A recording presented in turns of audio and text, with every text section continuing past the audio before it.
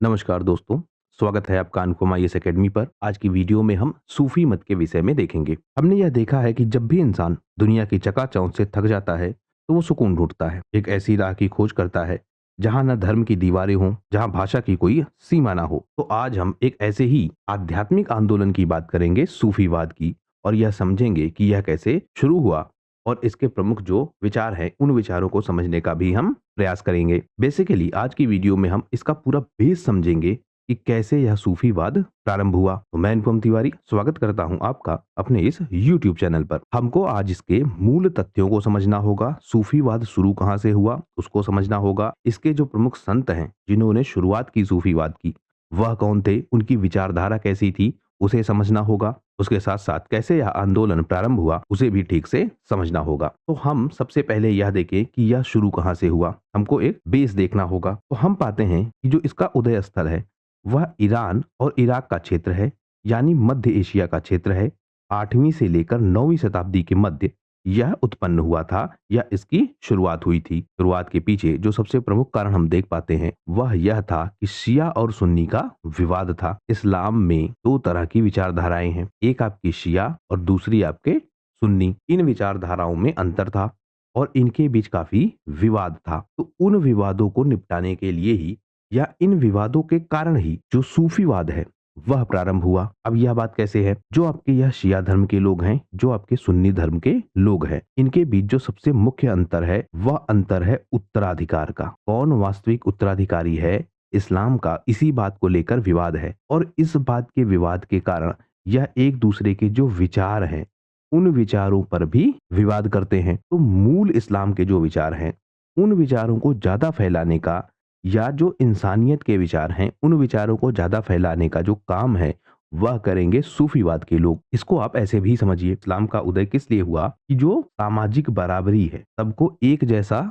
स्थान मिले, सबको एक जैसा सम्मान मिले, स्त्रियों की जो दशा है वह दशा सुधरे।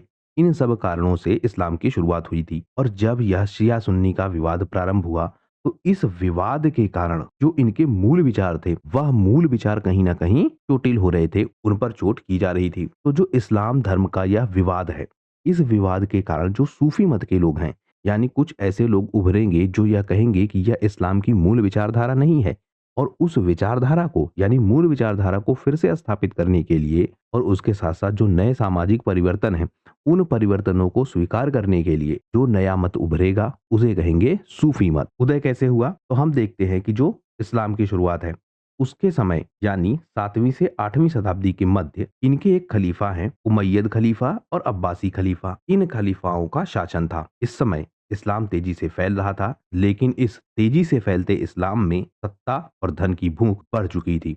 जो शासकों का जीवन है वह विलासिता से भर चुका था। जब इस्लाम प्रारंभ में फैला था, हमने यह बात कई बार देखी है कि इस्लाम जब प्रारंभ में फैला तो यह अपने जो विचार है उन विचारों के कारण फैला। और भारत में भी इसके शुरुआती चरण में जब इसको समर्थन मिला तो उसका मुख्य कारण यह था कि समाज का एक बहुत बड़ा वर्ग जो शोषित था, उस शोषित वर्ग ने इस्लाम की विचारधाराओं को अपना लिया और इस्लाम में खुद को कन्वर्ट कर लिया।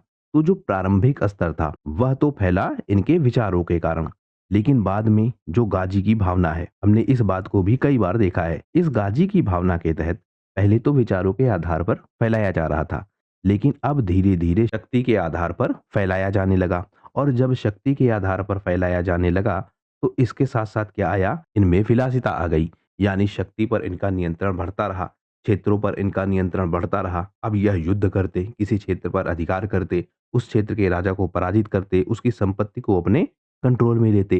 तो धीरे धीरे इनका जो प्रभाव है वह कहाँ चला गया, विलासिता की ओर। यानी अब यह लोग शक्ति को अपने पास रखना चाहते हैं, अपने पास धन को रखना चाहते हैं, क्षेत्रों पर प्रशासन अपना रखना चाहते हैं, जो राजनीतिक वैभव है उसका लाभ उठाना चाहते हैं। पहले यह कहाँ से प्रारंभ हुआ, इसके विचारों से, यानी समाज में एकता हो उन विचारों से यह प्रारंभ हुआ था।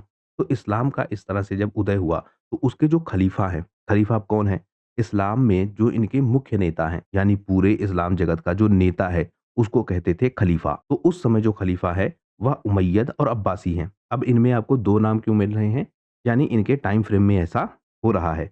तो इन खलीफाओं का शासन था, यानी इनका उस समय राज था और इन्हीं के समय इस्लाम तेजी से फैल रहा था। तो जब इनके समय इस्लाम तेजी से फैल रहा था, तो उसके साथ-साथ उनके बीच जो विलासिता है, वह विलासिता भी फैल रही थी। अब इसका विरोध होगा क्योंकि कुछ ऐसे लोग उभरेंगे जो कहेंगे कि यह जो इस्लाम है, इसका मूल विचार नहीं है। आप जिस तरह से अपना प्रभाव बढ़ाना चाह रहे हैं, जिस तरह से शक्ति बढ़ाना चाह रहे हैं, जिस तरह से क्षेत्रों पर अधिकार करना चाह रहे हैं, यह क्या है, जो इनके पैगंबर हैं, मोहम्मद साहब, उनके आदर्श नहीं हैं, जिन्होंने इस्लाम की शुरुआत की है। लोग अब यह कहने लगेंगे कि यह जो शक्ति के आधार पर इस्लाम को फैलाया जा रहा है, यह इस्लाम का मूल विचार नहीं है और इन्हीं विचारों से जन्म होगा सूफी मत का। जो सूफी शब्द है, यह संभवतः सूफ से या फिर ऊन से जुड़ा है। सूफ का मतलब होता है ऊन और यह लोग ऊनी कपड़े पहनते थे, जो सूफी संत हैं वह लोग। तो इसीलिए इनको सूफी कहा जाता है। लेकिन जो इसका मूल विचार है, वह यह है कि जो सूफी शब्द है, यह अरबी भाषा का शब्द है, जिसका मतलब होता है सफ़ा। यानी ऐसे लोग जो आध्यात्मिक रूप से और आचार विचार से पवित्र हैं, उनको कहा जाता है सूफी संत या फिर उनको कहते हैं सूफी। तो ऐसे लोग जो आध्यात्मिक रूप से और आचार विचार से बहुत पवित्र हैं, उनको कहा जाएगा सूफी। तो इस तरह से सूफीवाद की शुरुआत हुई। अब इसमें आपने क्या देखा, इस्लाम में विवाद है, शिया सुन्नी का विवाद है, तो इसे भी थोड़ा हमें समझना होगा। इस्लाम के इस विवाद को समझने के लिए आपको शिया सुन्नी समझना होगा। उसके अलावा जो शिया सुन्नी के उपभाग हैं, उनको भी ठीक से समझना होगा। हम इस्लाम की शुरुआत में ज़्यादा ना जाकर इसके जो उपभाग हैं, उनको समझेंगे, क्योंकि इस्लाम की शुरुआत हमने देखी कि समानता के आधार पर हुआ था, यानी समाज में समानता आए, इसलिए इस्लाम की शुरुआत हुई थी। लेकिन धीरे-धीरे इनमें परिवर्तन होते रहे और इन परिवर्तनों के कारण जो इस्लाम का मूल विचार था, वह डिस्टर्ब होता रहा। तो हम मूल विचार को ना समझकर जो इसके बाद के विचार आए, क्योंकि उन्हीं विचारों के कारण ज़्यादा विवाद हुए थे, तो उन्हें हम समझते हैं। जो इस्लाम का उदय है, वह कब हुआ? 7वीं शताब्दी में। कहाँ पर हुआ? जो मक्का है, यानी वर्तमान का जो सऊदी अरब है, वहाँ पर यह हुआ था। इनके जो पहले पैगंबर हैं, वह कौन है? मोहम्मद साहब, जिनका वास्तविक नाम क्या था? सल्लल्लाहु अलैहि वसल्लम। 570 ईस्वी में इनका जन्म हुआ था, 632 ईस्वी में इनकी मृत्यु हुई थी और इन्हीं को कहा जाता है इस्लाम धर्म का संस्थापक। तो यहीं से इस्लाम शुरू होता है। जन्म इनका कहाँ हुआ था? मक्का में। कहते हैं कि 610 ईस्वी में एक गुफा है, हेरा नामक गुफा, और उसी गुफा में एक फरिश्ता आता है। उस फरिश्ते का नाम क्या है? जिब्रील। अब आप इसको ऐसे समझिए, इस्लाम का जो विचार है, वह विचार कैसे काम करता है कि एक तो आपका है ईश्वर या फिर अल्लाह, जो सबसे ऊपर है। यह क्या करता है? अपने संदेश भेजता है या फिर अपने विचार भेजता है किसी व्यक्ति को, और यह व्यक्ति क्या करता है? उन विचारों को फैलाता है समाज में। मतलब यह इसका प्रिंसिपल हो गया, कैसे यह काम करता है, पूरा सिस्टम है। अब जो यह संदेश है, इसे कौन लाएगा? फरिश्ता। तो जो पहला फरिश्ता है, उसे कहेंगे जिब्रील, और यह लाएगा ईश्वर के या अल्लाह के संदेश। और यह संदेश किसको देगा? पैगंबर मोहम्मद साहब को। कहाँ पर देगा? हिरा नामक गुफा पर। कब देगा? 610 ईस्वी में।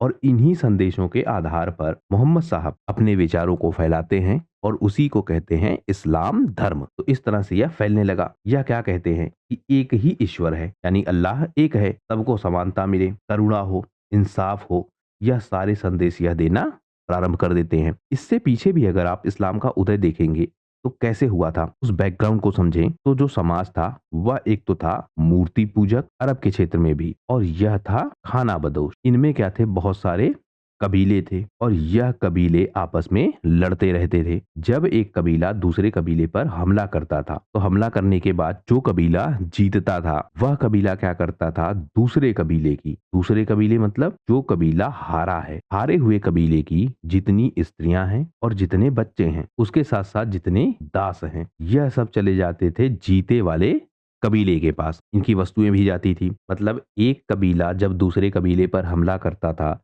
तो उसकी सारी चीजें चली जाती थी जीते हुए कबीले के पास। और इन चीजों में, यानी स्त्रियों को, बच्चों को, दासों को, इनको चीजों की भांति ट्रीट किया जाता था, सामान की भांति ट्रीट किया जाता था, और यह भी चली जाती थी जीते वाले कबीले के पास। इससे इनका हो रहा था शोषण।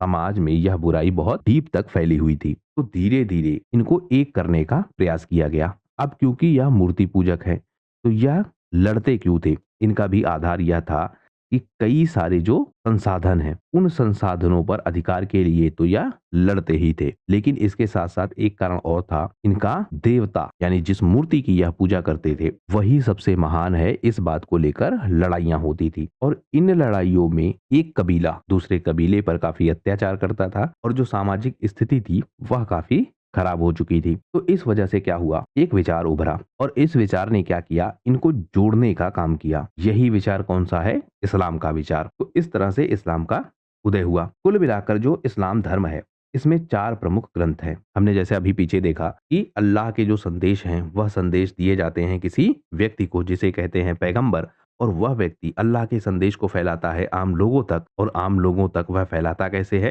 किसी किताब के माध्यम से। यानी जो अल्लाह के संदेश हैं उन संदेशों को वह किसी किताब में लिखता है या लिखवाता है और उसे समाज में आगे फैलाता है। तो इसी तरह से जो इस्लाम है इसके 4 प्रमुख ग्रंथ हैं। इसमें से एक है तोरा ग्रंथ, जिसको लिखा है किसने या जिस पैगंबर का ग्रंथ है वह कौन है, मूसा। तो मूसा पैगंबर हैं, इनका ग्रंथ है तोरा। इसी तरह से दाऊद पैगंबर हैं, इनका ग्रंथ है जबूर। इसी तरह से जो ईसा है पैगंबर, इनका ग्रंथ है इंजील। अब यह आपके ईसा मसीह हैं। जो इस्लाम धर्म है वह क्या कहता है कि जो ईसा मसीह है यानी जो क्रिश्चियनिटी की शुरुआत करने वाले हैं यह भी इस्लाम से ही कनेक्टेड है या यह भी इस्लाम के ही पैगंबर हैं। फिर सबसे फेमस मोहम्मद साहब, जिनका ग्रंथ है कुरान, और यह इस्लाम का आधार है। तो 4 प्रमुख ग्रंथ हैं और इन चारों के जो प्रमुख पैगंबर हैं उनके विषय में भी हमने देख लिया। अब आपके जो ये 4 प्रमुख ग्रंथ हैं इन ग्रंथों को लेकर भी विवाद होगा, यानी इस पर जो नियम कानून बनेंगे उन नियम कानूनों पर भी विवाद होगा। एक ग्रंथ कहेगा या एक ग्रंथ को जिस तरह से एक्सप्लेन किया जाएगा वह कहेगा कि यह विचार ठीक है, दूसरा कहेगा कि यह विचार गलत है या उसका जो एक्सप्लेनेशन है वह कुछ अलग तरीके से दिया जाएगा। तो इस कारण से इनमें विवाद होगा और नए नए उपभाग उभरेंगे इस्लाम धर्म में। इसे भी हम समझते हैं। इस्लाम धर्म में मुख्यतः 2 विभाजन है। पहला आपका सुन्नी इस्लाम, दूसरा आपका शिया इस्लाम। सुन्नी क्या कहते हैं कि जो पैगंबर मोहम्मद है, जैसा अभी हमने पीछे देखा कि उत्तराधिकार को लेकर मूल विवाद है। तो जो पैगंबर मोहम्मद है इनके बाद खलीफा कौन बनेगा यह चुनेगी जनता, जिसे कहेंगे उम्मद, मतलब जनता को कहते हैं उम्मद। तो उम्मद द्वारा चुना गया व्यक्ति ही खलीफा होगा, यह विचार रखते हैं सुन्नी इस्लाम के लोग। इनके बाद पैगंबर कौन है इसी बात को लेकर विवाद है। यह 4 खलीफाओं को मानते हैं जो पैगंबर मोहम्मद साहब के बाद आते हैं और इनको कहते हैं राशिदुन खलीफा, यानी पैगंबर मोहम्मद के बाद जो खलीफा बना वह खलीफा कौन है यह कहते हैं कि जनता चुनेगी। और 4 प्रमुख खलीफाओं को यह मानते हैं। कौन कौन से 4? एक आपके हैं अबू बकर, दूसरे आपके हैं उमर, तीसरे आपके हैं उस्मान, चौथे आपके हैं अली।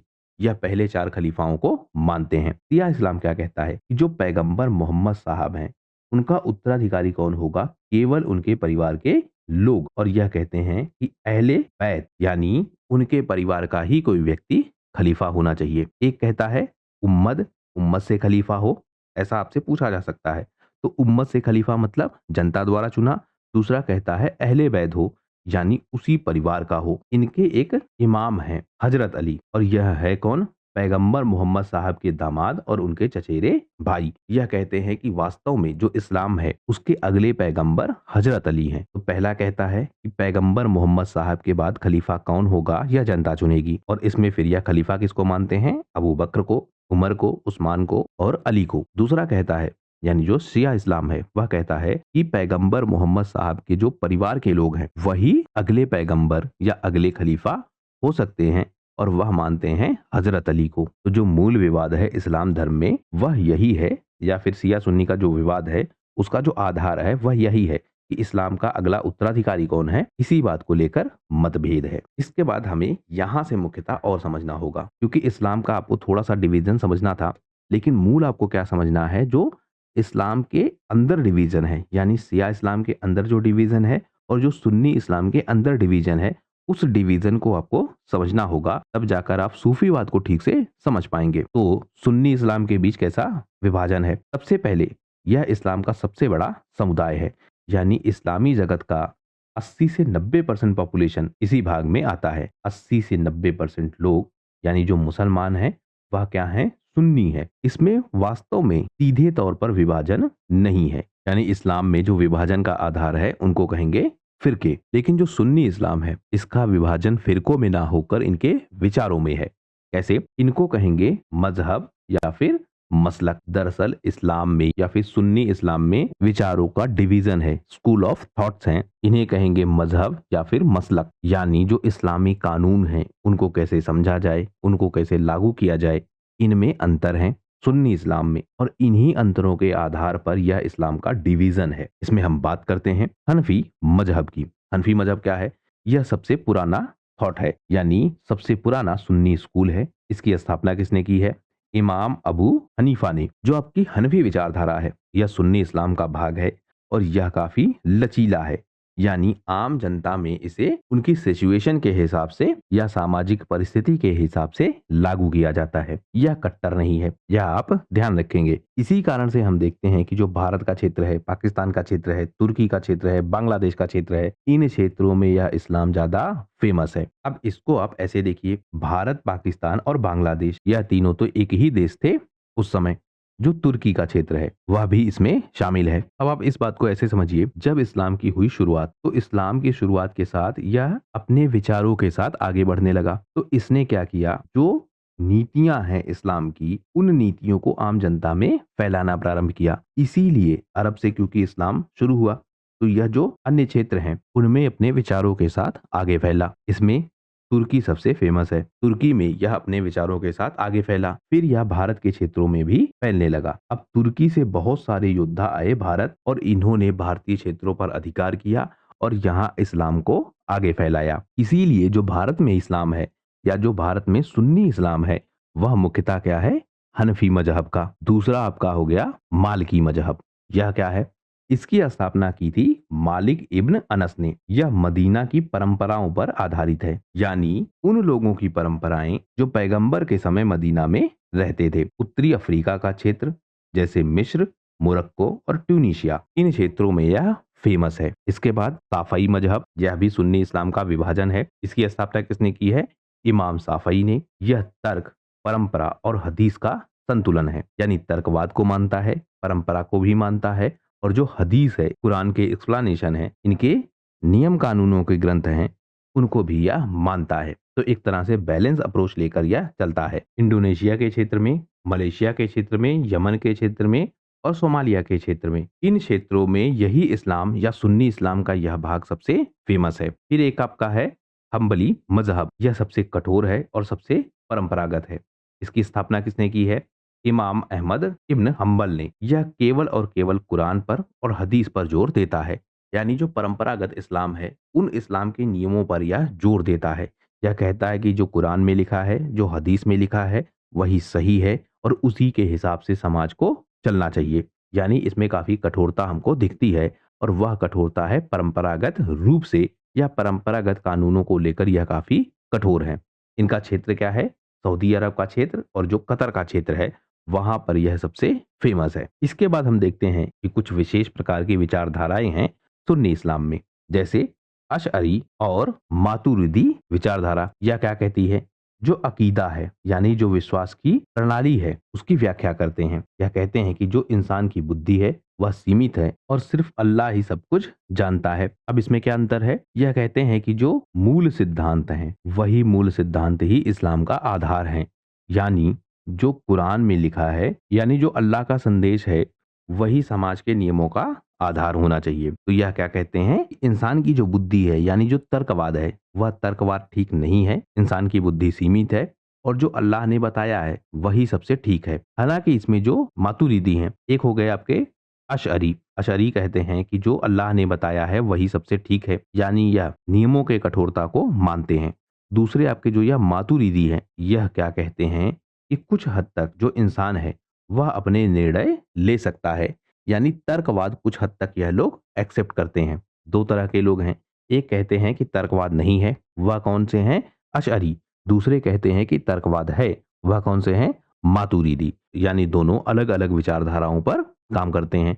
तो इस तरह से डिविजन्स हैं। फिर हम देखते हैं सलफी और वहाबी आंदोलन। यह वहाबी आंदोलन तो आपने सुना होगा। सलफी और वहाबी क्या कहते हैं? यह दरअसल 18वीं सदी में प्रारंभ हुए। यह सुधारवादी आंदोलन है, यानी इस्लाम में जिस तरह की कठोरता आ चुकी थी उस कठोरता को दूर करने का यह लोग प्रयास करते हैं। यह कहते हैं कि जो कुरान है और जो हदीस है वह धर्म का स्रोत है, यानी धर्म की जो शुरुआत है या धर्म के जो मूल विचार हैं वह कुरान और हदीस हैं। लेकिन इसके साथ-साथ जो बिद्दत है यानी जो इनोवेशन है, नवाचार है, उसको भी एक्सेप्ट करना चाहिए। कुरान में जो लिखा है, हदीस में जो लिखा है वह ठीक है, वह परंपरागत रूप से अपनाया जाना चाहिए। लेकिन इसके साथ-साथ समाज में जो परिवर्तन हो रहे हैं, उन परिवर्तनों को भी अपनाया जाना चाहिए। इस विचारों के साथ आते हैं सलफ़ी और वहाबी आंदोलन। तो इस तरह सुन्नी इस्लाम में डिवीज़न है। अब हम देखें जो शिया इस्लाम है, इसमें किस तरह का विभाजन है। एक आपके हैं द्वादशी शिया, यह कहते हैं कि 12 इमाम हैं, यानी हज़रत अली से लेकर इमाम मेहदी तक।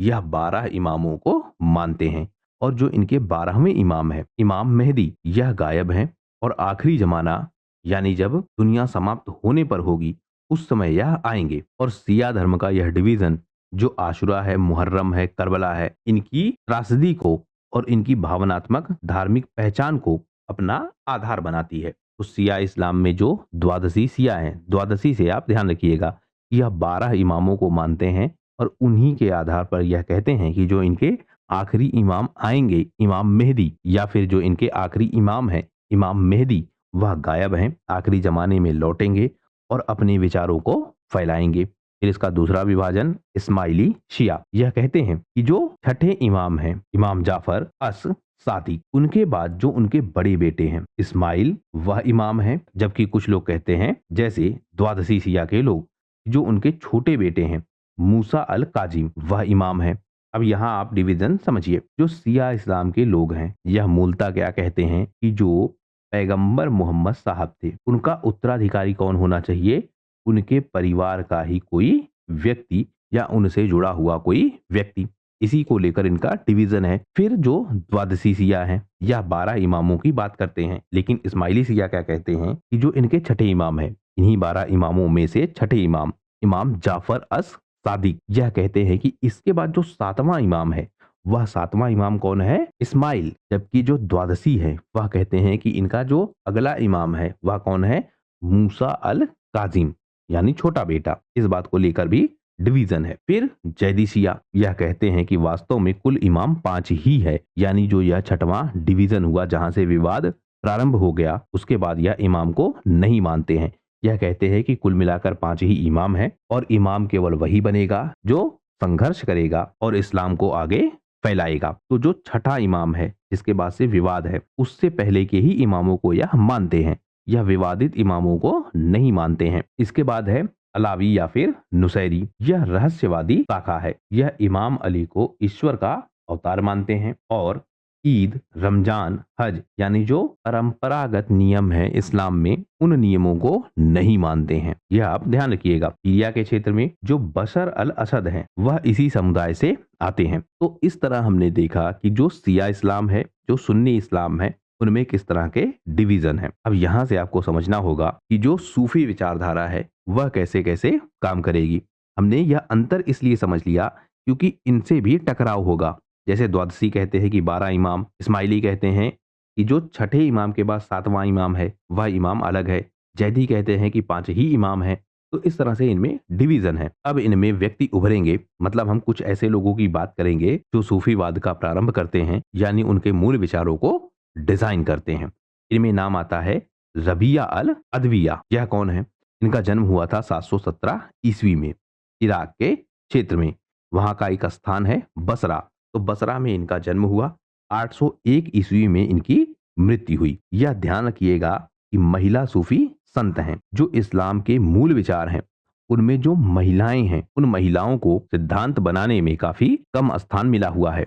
यानी इस्लाम धर्म में जो महिलाएं हैं वह धार्मिक नेता के रूप में हमको नहीं दिखती हैं इन जनरल। लेकिन जो सूफीवाद है इनमें सबसे फेमस एक महिला है, या महिलाओं में सबसे फेमस है, जिनका नाम है रबिया अल अदविया। यह महिला सूफी संत हैं। इनका जन्म बहुत ही गरीब परिवार में हुआ था। इनको बेचा गया, खरीदा गया कई बार। गुलामों को जो बेचने की और खरीदने की परंपरा है वह पहले से ही हमको दिखती है। उनको खरीदा जाता था, उनको बेचा जाता था। लेकिन जब इनको खरीदा बेचा गया उस दौरान जो मालिक है इनका, उस मालिक का हृदय परिवर्तन हुआ, क्योंकि इनके जो विचार थे, इनका जो रहन सहन था, इनका जो जीवन था, वह जीवन बड़ा सादगी भरा था। यह आध्यात्मिक चेतना में लगी रहती थी, ध्यान करती थी। तो उसके कारण जो मालिक है उसने यह समझा कि यह कहीं ना कहीं कोई करिश्माई रूह है, यानी कोई ऐसी आत्मा है जो बहुत ताकतवर है, बहुत आध्यात्मिक है। तो उस मालिक ने क्या किया, इनको मुक्त कर दिया। जो उस समय का समाज था उसमें क्या स्थिति थी कि महिलाओं को शादी करनी पड़ती थी, सांसारिक जीवन को अपनाना पड़ता था, बच्चों का पालन पोषण, परिवार का भरण पोषण, यही मुख्य जिम्मेदारी थी महिलाओं की। तो इन्होंने क्या किया, सबसे पहले विवाह की परंपरा को ही नहीं एक्सेप्ट किया, इन्होंने विवाह ही नहीं किया। उसके साथ साथ जो सांसारिक जीवन है उसको इन्होंने अस्वीकार कर दिया, यानी सांसारिक जीवन में यह नहीं फंसेंगी, इस बात को इन्होंने स्पष्ट कर दिया। इन्होंने अपना जीवन या फिर खुद को अल्लाह के प्रेम के प्रति समर्पित कर दिया। अब यह जो मूल विचार रखती हैं वह क्या है, निर्लोभी प्रेम की, यानी जो प्रेम है अल्लाह के प्रति या फिर ईश्वर के प्रति जो समर्पण है, वह समर्पण क्या है, निर्लोभी, मतलब कोई लोभ नहीं है, ना जन्नत की चाह, ना दोजक का डर। दोजक मतलब नर्क, तो ना इनको जन्नत चाहिए ना इनको दोजक का डर है, तो इसे कहेंगे निर्लोभी प्रेम। यह कहते हैं कि डर के कारण अगर इबादत करूं तो मुझे दोजक में, और जन्नत की लालच में इबादत करूं तो जन्नत से दूर, यानी बिना किसी लोभ के निर्लोभी प्रेम करना है ईश्वर से या फिर अल्लाह से। तो यह किसका विचार है, राबिया का। इन्हें कहते हैं सूफी आध्यात्म की माँ, यानी सूफी इस्लाम की जननी कहते हैं राबिया को। इनके मूल विचार क्या है, निर्लोभी प्रेम, ईश्वर के साथ जो संबंध है या ईश्वर से जो प्रेम है वह प्रेम बिना किसी लोभ के है, ना इनको कुछ पाना है ना इनको कुछ होने का डर है, उसके हिसाब से यह प्रेम करती हैं। तो यह इनका मूल सिद्धांत हो गया। इसी तरह से जब आपका सूफीवाद आगे फैलेगा तो यह सूफी संत हैं, यानी उनकी विचारधाराओं पर स्थापित, तो इसी तरह की विचारधारा आगे फैलेगी, यानी निर्लोभी प्रेम की। सूफी संत भी यही कहेंगे कि प्रेम जो होना चाहिए वह कैसा होना चाहिए, निर्लोभी होना चाहिए। फिर दूसरे व्यक्ति मंसूर अल हज्जाल, इनका जन्म हुआ 858 ईस्वी में, जो फारस का क्षेत्र है ईरान में, वहां पर इनका जन्म हुआ और 922 में इनकी मृत्यु हो गई। यह सबसे विवादास्पद और रहस्यमय सूफी संत हैं। कैसे हम समझते हैं, यह एक कवि है, रहस्यवादी हैं और घुमक्कड़ संत है। यह कहते हैं, यानी इनका जो मूल विचार है वह क्या है, अनहलक, मैं ही सत्य हूं, यानी मैं ही अल्लाह हूं। इसके कारण बहुत विवाद होता है और इस विवाद के कारण अंततः इनको मार दिया जाता है, इनकी हत्या की जाती है।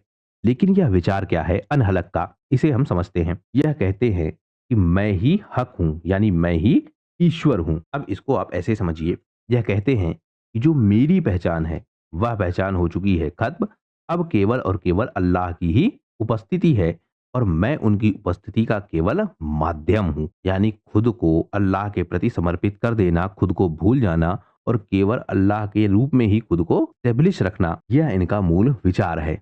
इसी कारण से जो कट्टर धार्मिक शासक हैं इन्होंने इनका विरोध किया और इसे कुफ्र माना, कुफ्र मतलब ईश निंदा, और इनको फांसी दे दी गई। लेकिन इनका जो मूल विचार है यह विचार बहुत फेमस हुआ, अनहलक, यानी मैं ही सत्य हूं, मैं हूं ही नहीं, केवल अल्लाह है और मैं केवल और केवल उनकी उपस्थिति हूं। यह विचार आगे जाकर बहुत फेमस हुआ, लेकिन 922 ईस्वी में बगदाद में इनको सूली पर चढ़ा दिया गया इनके अपने विचार के कारण। लेकिन यह विचार इनकी मृत्यु के बाद बहुत फेमस हुआ और जो सूफी संत हैं उन्होंने इन विचारों को अपना आधार बनाया। अब देखिए, दो विचार हमने देख लिए। एक हमने देखा निर्लोभी प्रेम, यानी बिना किसी लोभ के प्रेम। दूसरा विचार क्या है, अनहलक, ईश्वर की ही सत्ता है या केवल ईश्वर है, हम सब केवल उनकी उपस्थिति के माध्यम है, ईश्वर ही सत्य है, हम में भी ईश्वर है और हम ही ईश्वर है। इस तरह का यह विचार है। इनकी एक बहुत फेमस किताब है, किताब उल तवासीन। इस किताब में 11 छोटे छोटे अध्याय है और बाद में यह किताब सूफीवाद का आधार बना। अरबी भाषा में लिखी गई यह किताब है और जो इसका आधार है वह आधार क्या है, कुरान, यानी यह किताब कुरान के जो मूल विचार हैं उन मूल विचारों को एक्सप्लेन करने की कोशिश करता है। 11 छोटे छोटे इसमें अध्याय है। किताब किसकी है, हज्जाल की। इसमें विचार क्या है या इसका मुख्य विषय क्या है, यह कहता है कि प्रभु के साथ एकत्व हो, प्रभु में खुद को विलीन कर देना चाहिए, अनहलक, मैं ही सत्य हूं और अल्लाह की खोज में खुद को विलुप्त कर देना चाहिए। यही इनका मूल विचार है। यह पैगंबर मोहम्मद साहब की जो आध्यात्मिक खोज है उस खोज को एक्सप्लेन करते हैं।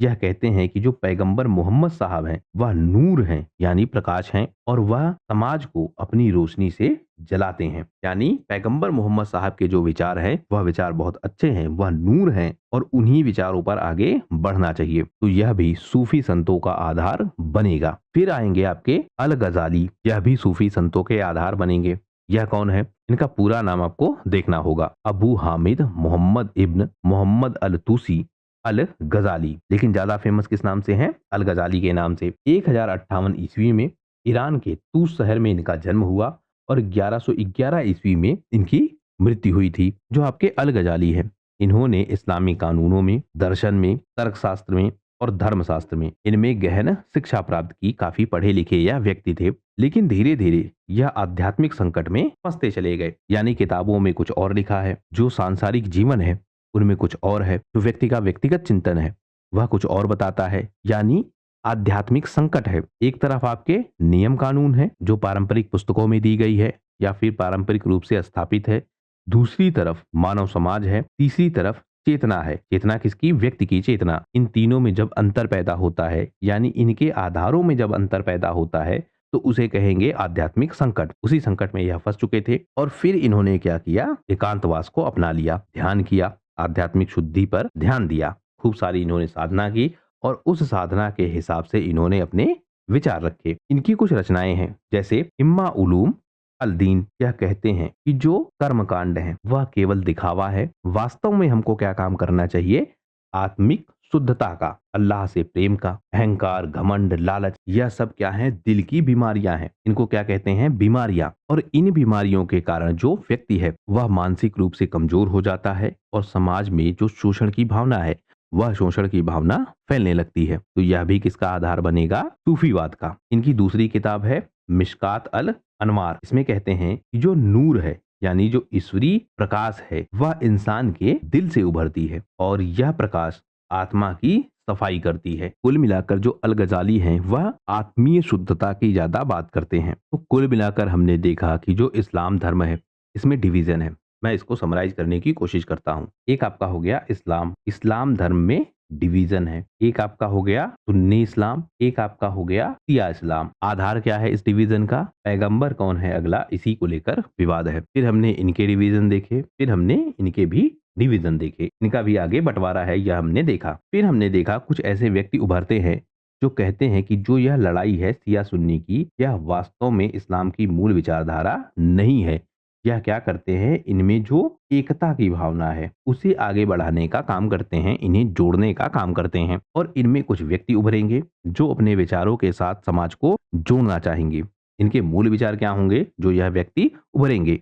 एक हमने देखा निर्लोभी प्रेम, यानी ईश्वर के साथ जो प्रेम है वह बिना किसी लोभ के है। अब देखिए इस्लाम में क्या हो रहा था? इस्लाम आगे फैल रहा था, इस्लाम जुड़ रहा था लोगों से, लेकिन यह शक्ति के बल पर भी फैल रहा था और यह बहुत सारे क्षेत्रों पर अधिकार करके शक्ति को पाने का और उसके साथ साथ बहुत सारा धन को पाने का प्रयास कर रहा था। इस वजह से जो यह निर्लोभी प्रेम वाली बात है वह क्या कहता है कि जो यह लोभ की भावना है इसके साथ कभी भी ईश्वर को नहीं पाया जा सकता है। क्योंकि जो लोग यह इस्लाम को फैला रहे थे वह खुद को कह रहे थे काजी, और उसका मतलब यह कि वह इस्लाम को आगे बढ़ाने वाले लोग हैं।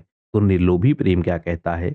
यह तो मूल विचार है ही नहीं। फिर हमने दूसरा देखा अनहलक। अनहलक क्या कहता है? मैं ही ईश्वर हूँ या ईश्वर मुझ में है। खुद को ईश्वर में विलीन कर लेना, यह इसका विचार है। फिर हमने देखा चेतना का या फिर चिंतन का विचार। यह कहता है कि हमें चिंतन करना चाहिए। यही आधार बनेंगे किसका? सूफीवाद का। और सूफीवाद यहीं से प्रारंभ होगा। तो इस तरह से पूरे बेस को हमने समझ लिया कि कैसे सूफीवाद प्रारंभ हुआ, उसका आधार क्या है, उसे हमने ठीक से समझ लिया। आने वाले वीडियोस में जो सूफीवाद है उसके जो प्रमुख उपभाग हैं, उनके जो प्रमुख संत हैं, उनके विषय में भी हम काफी डिटेल से देखेंगे। इस वीडियो में फिलहाल सिर्फ इतना ही। वीडियो पसंद आया हो तो प्लीज शेयर कीजिए अपने दोस्तों के साथ, सब्सक्राइब कीजिए इस चैनल को। आपका हमसे जुड़ने के लिए बहुत बहुत धन्यवाद। आपका दिन शुभ हो।